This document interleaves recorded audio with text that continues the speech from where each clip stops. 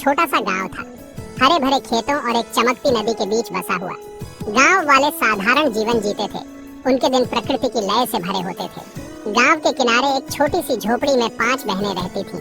राधा, गीता, माया, सीमा और पूजा। वे इंद्रधनुष के रंगों की तरह अलग अलग थीं। हर एक की अपनी अलग खूबी थी। सबसे बड़ी राधा अपनी उम्र से ज्यादा समझदार थी। उसकी आंखें बुद्धि से चमकती थीं और हर समस्या का उसके पास हल होता था। दूसरी बहन गीता अपनी मेहनत और लगन के लिए जानी जाती थी। अपनी मजबूत बाहों और दृढ़ निश्चय के साथ वह कोई भी काम कर सकती थी। तीसरी बहन माया जहाँ भी जाती खुशी और हंसी फैलाती थी। उसका चंचल स्वभाव संक्रामक था और उसकी हंसी हवा की झंकार जैसी थी। चौथी बहन सीमा लोहे की तरह मजबूत इरादों वाली थी। एक बार जब वह कुछ ठान लेती थी तो उसे कोई नहीं बिगाड़ सकता था। और फिर थी पूजा, 5 में सबसे छोटी। पूजा का दिल सभी के लिए और हर चीज के लिए प्यार से भरा था। उसकी दयालुता की कोई सीमा नहीं थी और वह हमेशा एक गर्मजोशी भरी झप्पी के लिए तैयार रहती थी। अपने मतभेदों के बावजूद 5 बहनों का आपसी रिश्ता बहुत मजबूत था। वे साथ हंसती थीं, साथ रोती थीं और हर चुनौती का सामना एक साथ करती थीं। हालांकि उनके अलग अलग स्वभाव अक्सर झगड़ों का कारण बनते थे। माया, अब बाहर आ जा। तार्किक दिमाग वाली राधा अपनी बहनों को समझाने की कोशिश करती, जबकि गीता अपने व्यावहारिक तरीके से समस्याओं को सुलझाने के लिए कूद पड़ती। माया अपने मजाक से माहौल हल्का कर देती, लेकिन जिद्दी सीमा अपनी बात पर अड़ी रहती। आखिरकार पूजा ही अपने प्यारे शब्दों और नेक दिल से उनके छोटे से घर में फिर से शांति लाती। उनके दिन हंसी, आंसू और बहन होने वाली प्यारी सी उथल पुथल से भरे होते थे। एक धूप वाली दोपहर जब बहनें आम के बगीचे में लुका छिपी खेल रही थीं, तो माया की हंसी हवा में गूंज रही थी। वह एक बड़े से पेड़ के पीछे छिपी थी। उसके हाथों से उसकी हंसी दबी हुई थी, लेकिन जैसे ही सूरज ढलने लगा, बगीचे में लंबी परछाइयां पड़ने लगी। माया की हंसी बंद हो गई। बाकी बहनें थककर बगीचे के किनारे इकट्ठा हो गईं। माया, अब बाहर आ जा। लेकिन कोई जवाब नहीं आया। राधा के पेट में चिंता की गांठ बंध गई। माया कहाँ हो सकती है? उनकी माँ, जो अपनी कोमल बुद्धिमत्ता के लिए जानी जाती थी, अक्सर शाम को अपनी बेटियों को अपने आसपास इकट्ठा करती थी। वह उन्हें बहादुरी, दयालुता और सबसे महत्वपूर्ण एकता की कहानियाँ सुनाती थी। मेरी प्यारी बच्चियों, वह कहती, उसकी आवाज शाम की हवा की तरह कोमल। याद रखना कि जब तुम साथ होती हो तो तुम सबसे मजबूत होती हो। 5 उंगलियां मिलकर मुट्ठी बनती हैं और साथ मिलकर तुम किसी भी मुश्किल को पार कर सकती हो। माँ की कहानियों से मंत्र मुग्ध होकर बहनें ध्यान से सुनती थीं। उन्होंने एक दूसरे की मदद करने, अपने मतभेदों को भुलाने और एकजुट होकर चुनौतियों का सामना करने का महत्व सीखा। उन्हें क्या पता था कि जल्द ही उनकी माँ की बातों की परीक्षा होने वाली है। एक शाम सुंदरपुर गांव पर डर का साया मंडराने लगा। जंगल की आग की तरह खबर फैल गई। गांव के बाहरी इलाके में एक बाघ घूमता देखा गया था। डर से कांपते हुए गांव वाले क्या करें, इस पर चर्चा करने के लिए गांव के बीच में इकट्ठा हुए। लंबी सफेद दाढ़ी वाले एक बुद्धिमान बूढ़े मुखिया ने डरे हुए गांव वालों को शांत करने की कोशिश की। हमें सावधान रहने की जरूरत है, उसने कहा। उसके हाथ कांप रहे थे, लेकिन उसकी आवाज दृढ़ थी। हमें घबराना नहीं चाहिए।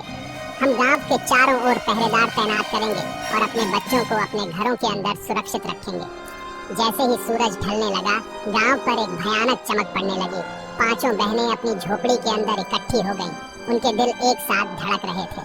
उनकी माँ ने चिंता से भरे चेहरे के साथ दरवाजा बंद कर दिया और खिड़कियाँ कसकर बंद कर दी। एक दूसरे के पास रहो और किसी भी हालत में घर से बाहर मत निकलना।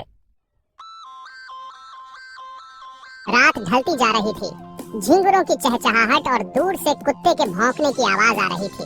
अपनी चटाइयों पर हडल टुगेदर बैठी बहनें उस डर को नजरअंदाज करने की कोशिश कर रही थीं, जो उनके अंदर समाया हुआ था।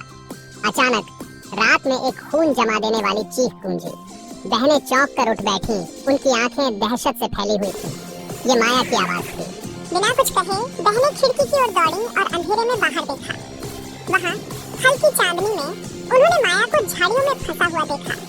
उसका चेहरा डर से विकृत था। एक बड़ा खतरनाक साया उसके चारों ओर घूम रहा था। उसकी आंखें अंधेरे में चमक रही थीं। ये बाघ था। डर उन्हें पंगु बनाने वाला था, लेकिन तभी उन्हें अपनी माँ के शब्द याद आए, जब तुम साथ होती हो तो तुम सबसे मजबूत होती हो। राधा ने तेजी से सोचते हुए तुरंत कार्यभार संभाला। सीमा, तुम सबसे मजबूत हो, उसने कहा। उसके दिल में कंपन के बावजूद उसकी आवाज दृढ़ थी। जाओ मुखिया और बाकी गांव वालों को ले आओ। गीता, हमें रोशनी चाहिए। कुछ लालटेन ढूंढो और जल्दी से ले आओ। अपनी फंसी हुई बहन के लिए प्यार से भरे दिल से पूजा बाहर भागकर माया को बचाना चाहती थी, लेकिन राधा ने उसे रोक लिया। हमें साथ मिलकर काम करने की जरूरत है, उसने कहा। उसकी आवाज शांत और स्थिर थी। तुम मेरे साथ यहीं रहो, हम बाघ का ध्यान भटकाएंगे। सीमा, उसका जिद दृढ़ निश्चय में बदल गया। अंधेरे में दौड़ पड़ी। उसकी मजबूत टांगें उसे तेजी से गांव के केंद्र की ओर ले गईं। गीता ने अपने व्यावहारिक दिमाग से जितनी लालटेन मिल सकी इकट्ठा की और उन्हें जलाया, जिससे आसपास का इलाका गर्म रोशनी से भर गया। राधा ने थोड़ी कांपती आवाज में गाना शुरू किया। उसने वह गाना गाया जो उनकी माँ ने उन्हें सिखाया था, साहस और आशा का गाना। पूजा, जिसकी आवाज अपनी बहन के लिए प्यार से भरी थी, साथ में गाना शुरू कर दिया। उसकी प्यारी आवाज राधा की आवाज में मिल गई।